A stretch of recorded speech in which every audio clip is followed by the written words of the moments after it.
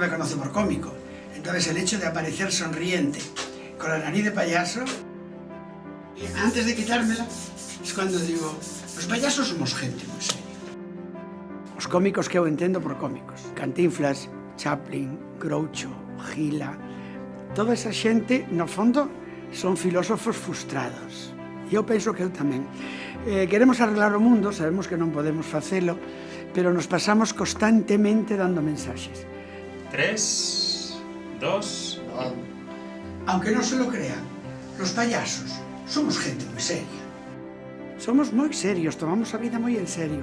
De xeito que esa seriedade fainos moito mal, porque realmente a nos hai moi pouca xente que nos fa rir. Y lo que os contaba... No me rompe el set, por favor. Cami, llegas y ya... ¡Ay, ay, ay! ¿Ves? El niño me quedó fatal. Te queda fatal, sí, sí. Repito. Sí, seguro.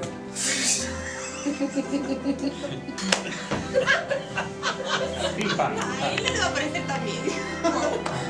Yo confío na gente seria. Eu sou unha persona que intentei e intento seguir sendo unha persona coherente. E a coherencia está reñida dende sempre ca atrapallada e co diñeiro. E para mí, por ejemplo, la palabra es fundamental.